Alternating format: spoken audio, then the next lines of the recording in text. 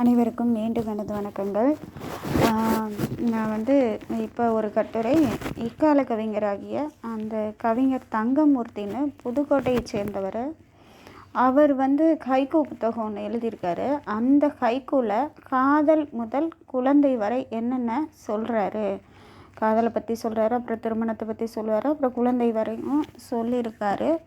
அந்த செய்திகளை நிறையா சொல்லியிருக்கார் அவர். ஆனால் நான் எடுத்துக்கிட்டது அந்த காதல் தொடங்கி குழந்தை வரை என்னென்ன சொல்லியிருக்காரு அப்படின்ற மாதிரி. அவரோட படைப்புகளை பல பொருட்களையும் கொண்டு வந்திருக்காரு. பாரதி தொடாத கருப்பொருட்களை இல்லைன்ற மாதிரி அவரும் பலதை எழுதியிருக்காரு. அதில் நான் காதல் முதல் குழந்தை வரை அப்படின்ற தலைப்பில் கட்டுரை எழுதியிருக்கேன். அதை பற்றி பார்க்கலாம்.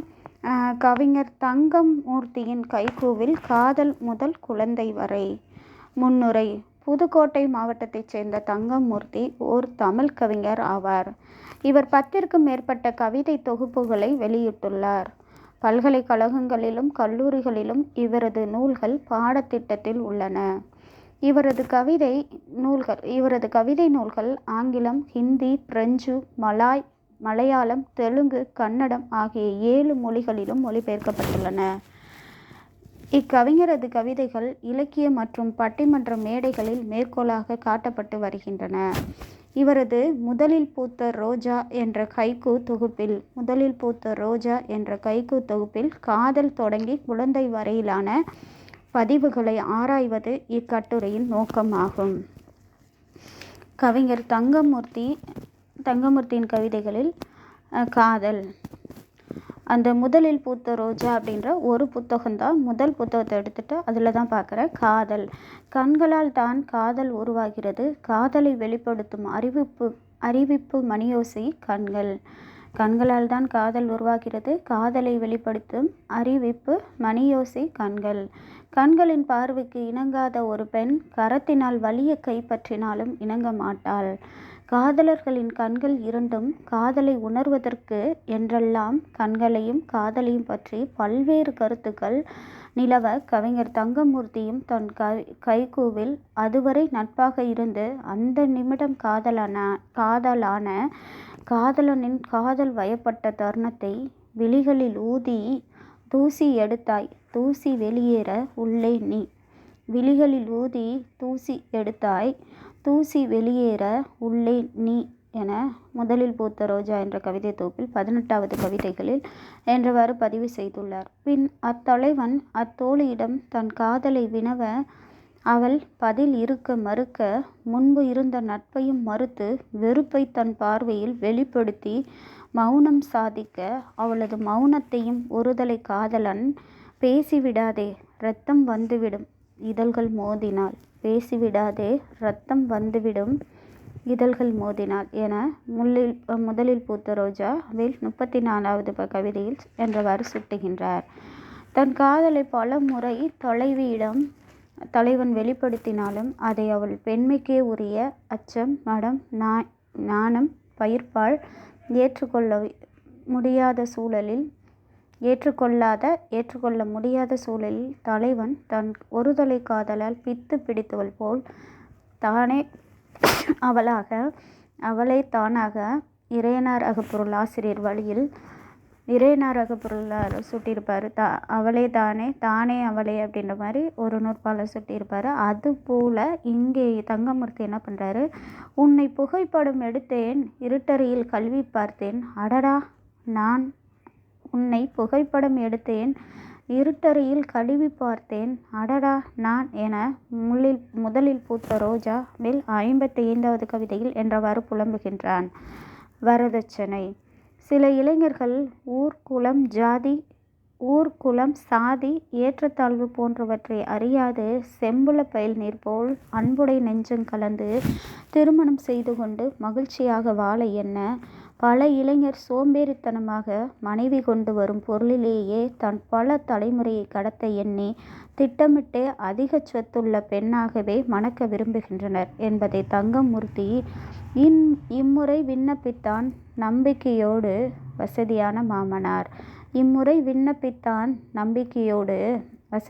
மாமனார் அப்படின்னு முதலில் பூத்த ரோஜாவில் கவிதை 67 என்றவாறு என இன்றைய சோம்பேறி இளைஞனின் மனப்பிரதிபலிப்பை சிறப்பாக சுட்டுகின்றார். இவ்விருவகைப்பட்ட இளைஞர்களிடம் இருந்தும் வேறுபடும் சில இளைஞர்களும் உண்டு.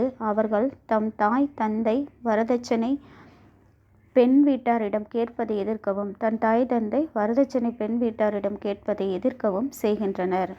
இங்கு ஒரு இளைஞன் அப்பாவுக்கு 10,000 அம்மாவுக்கு 10 பவுன் எனக்கு கல்யாணம், அப்பாவுக்கு 10,000 அம்மாவுக்கு 10 பவுன் எனக்கு கல்யாணம் என முதலில் பூத்த ரோஜா கவிதை 22 என்றவாறு தாய் தந்தையரை இடித்துரைப்பது போல் கூறுகின்றான்.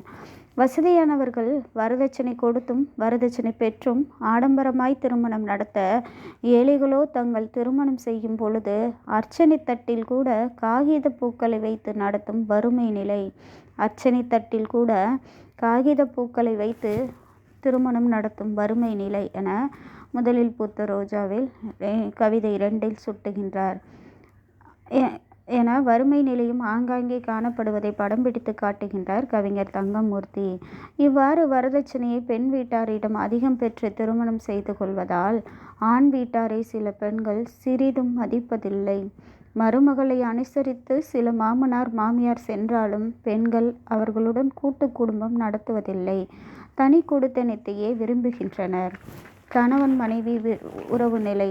தங்கமூர்த்தியின் கவிதைகளில் கணவன் மனைவி உறவு நிலை உறவுகளுக்கும் உணர்வுகளுக்கும் முக்கியத்துவம் அன்றி உணர்வற்ற சாதனத்திற்கு முக்கியத்துவம் கொடுக்கும் இக்காலத்தில் உறவுகளுக்கும் உணர்வுகளுக்கும் முக்கியத்துவம் அன்றி உணர்வற்ற சாதனத்திற்கு முக்கியத்துவம் கொடுக்கும் இக்காலத்தில் கணவன் மனைவி உறவு என்பது சுமூகமாக இருப்பதில்லை. கணவன் மனைவி உறவு என்பது சுமூகமாக இருப்பதில்லை. ஏனெனில் இப்போது இருவரும் சமமான கல்வி வேலைவாய்ப்புகளில் இருப்பதால் நான் பெரிதா நீ பெரிதா சமமான கல்வி வேலைவாய்ப்புகளில் இருப்பதால் நான் பெரிதா நீ பெரிதா என்ற போட்டி மனப்பான்மை அவர்களிடையே அதிகம் தலை தூக்குவதால் வீட்டில் எப்போதுமே எலியும் பூனையுமாகவே கணவன் மனைவி காணப்படுகின்றனர். அதனால் அவர்களிடையே அன்பான உறவுகளும் அழகான உணர்வுகளும் எப்போதும் வெளிப்படுவதில்லை. இதனை தங்கமூர்த்தி நன்றிக்கு அடையாளமான வீட்டு பிராணியை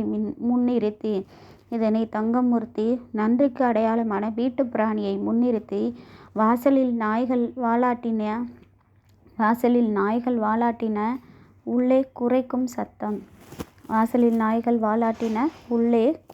சத்தம் என முதலில் பூத்த ரோஜா 24வது கவிதையில் எனச் சுட்டுகின்றார்.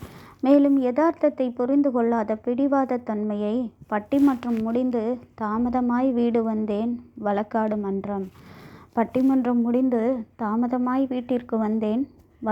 மன்றம் என முதலில் பூத்த ரோஜா கவிதை 28 என்றும் கூறுகின்றார்.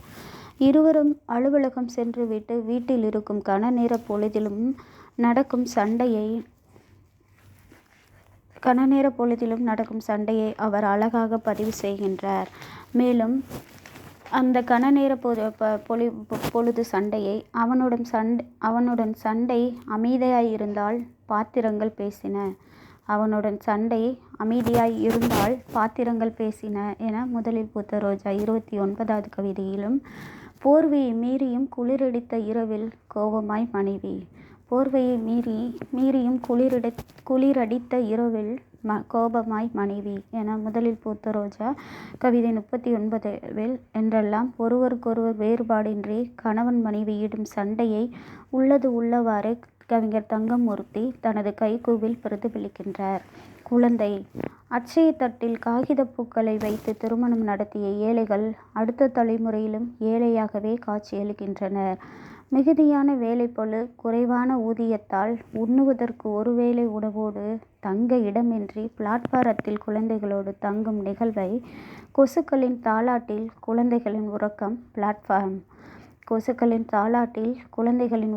பிளாட்ஃபார்ம் என முதலில் பூத்த ரோஜா கவிதை 37ல் கைக்கூவில் என்றவாறு பதிவிட்டுள்ளார். மேல்தட்டு வர்க்க மக்கள் இன்றைய சூழலில் விலைவாசியோடு போட்டி போட்டு கொண்டிருக்கும் நிலையில் வேலைக்கு போகும் பெண்கள் குழந்தைகளை கடமைக்கென பெற்று அம்மாவிடமோ வேலைக்கார பெண்மணிகளிடமோ கொடுத்துவிட்டு செல்லும் நிலையை, ஆயாவின் மடியில் உறங்கும் குழந்தை, ஆயாவின் மடியில் உறங்கும் குழந்தை கனவில் அம்மா.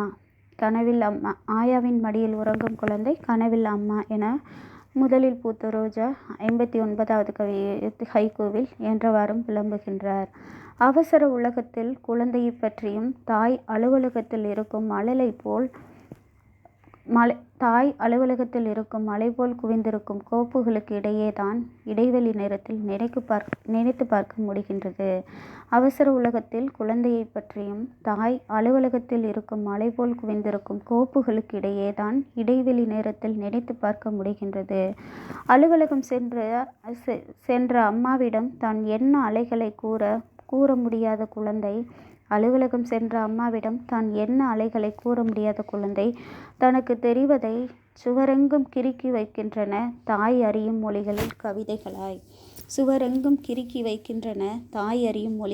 கவிதைகளாய் என முதலில் பூத்த ரோஜா ஹைக்கூ 27ல் தங்கமூர்த்தி கூறுகின்றார்.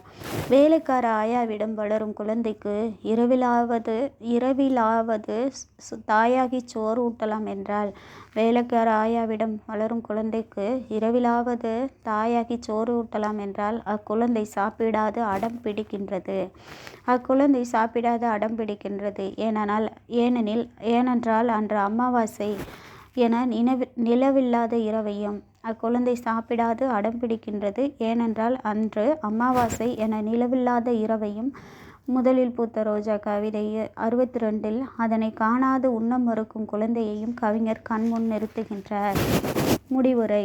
ஒருவரிடையே முகிழ்த்த ஒருதலை காதல் இருவர் மனமொத்த காதலாகி வரதட்சணையும் தாண்டி திருமணமான நிகழ்வு. ஏழையின் திருமணம். வரதட்சணை ஆதரிக்கும் இளைஞன், வரதட்சணையை எதிர்க்கும் இளைஞன், கணவன் மனைவியின் ஒத்துப்போக இயலாத பண்பு, வேலைக்கார பெண்மணியிடம் வளரும் குழந்தை என ஒரு தனி மனிதனின் வாழ்க்கையில் காதலில் தொடங்கி கல்யாணம், குழந்தை வரையிலான கவிஞர் தங்கமூர்த்தியின் பதிவுகள் ஒவ்வொரு மனிதனின் வாழ்வை பிரதிபலிப்பதாகவே அமைந்துள்ளன என்பதை நான் இக்கட்டுரையில் நன்கு எடுத்து காட்டியுள்ளேன். நன்றியுடன் மு. செண்பகவல்லி.